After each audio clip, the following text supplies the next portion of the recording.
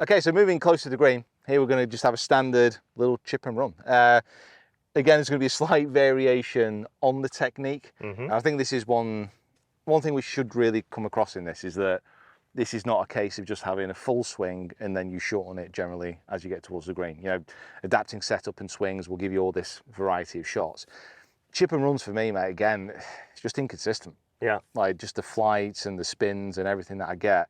I just need a simple, constructive method that I can repeat over and over again. No pressure. Perfect. So lucky for you, this is where I see the biggest improvements with the players I work with, Love with it. all the amateurs, because there is a way you can make the general, like the simple chip, a lot easier. If the club is swinging just the same distance from the body, it's quite easy to just pick the ball off the ground without hitting it thin or fat. Okay. So if the club moves too much towards you in the downswing, you're going to thin it. If it moves too much away from you in the downswing, you're going to hit it fat behind it, right? Yep, okay. So the easiest way to control the arc is to set up with less set in the wrist and with straighter arms. Okay. Okay, so a lot of amateurs set up with maybe a little bent in the arms or too much wrist set, and then they straighten it out in the downswing.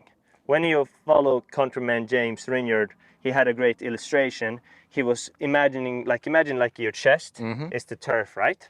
So you have to be able to control so that the club is not hitting Pete here, right? If you set up with bent arms and bent wrist and then you extend them, bam, Pete's got no chest no more. Okay, so I want you to set up here, yeah? Straighter arms, straighter wrist, and if you do that, you're gonna notice that the club is too far away from you, right? Yeah, yeah. So then you have to move closer to the golf ball and grip further down on the grip, okay? From here, if you just maintain the kind of height of the chest and the head, and then just rotate from there, it's very easy to control how far that club swings from the body, right? Yeah. We hit more of the famous toe down chip. Absolutely, yeah. Hopefully you guys have heard about it because it's the new best thing, right? Yeah. Everyone does it. Anyway, if you hit it off more of the toe, you take away a lot of the leading edge and especially the heel that digs the most. So the interaction with the ground is a lot less, which makes it easier, even if you get a little bit steep, for the club not to kind of dig too much. Yeah, yeah. Okay, so give Love me that. one of those. I want you to, you can just, first off, start out by having the arms completely straight like this. Is this the club you want to use? So I got 54, is that okay? Yeah, that's fine, That's yeah. fine, yeah, yeah. Completely straight arms, both arms. Grip kind of coming up a little bit more on the same line as the arm. Or Yeah, so that fit. imagine like it's almost like a straight line, Yeah, right? yeah. Okay, and the wrist too, both of them. And then you just take it down, and then you move a little closer to the golf ball. What's that, synchronized? Yeah, we did that pretty be- well, be a right? dance Yeah, yeah. And then from there, take a couple of swings where you feel like you just kind of maintain the height, rotate around the head, and you can literally feel that toe just brushing the ground. Yeah. Yeah.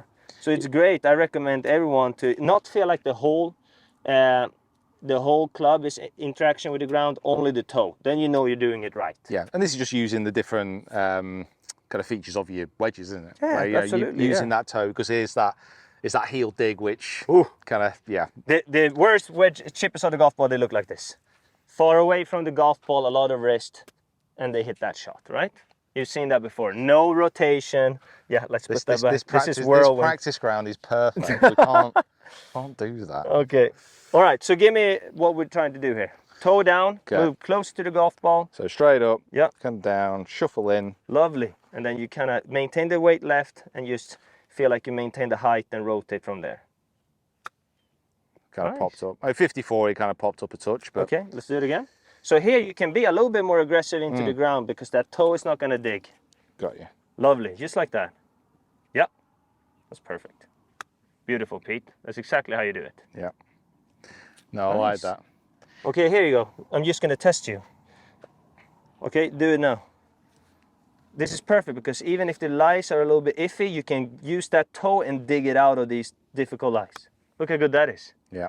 I must be honest, like that toe down shot, when I've used it before, it's been primarily out of those bad lies. Yeah.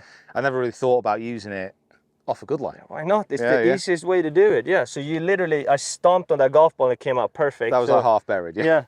Love We that. don't want any of like coming up here and then like, oh, need to hit down on the golf ball and bam, you swing the club further away from the body and you hit it fat. you get your arm straight and you just kind of feel, okay, I'm swinging the same distance from this wall the whole time. And then you just lower the plane until you get kind of down to the ball. And you try to have the same feel where the club is swinging the same distance from the body.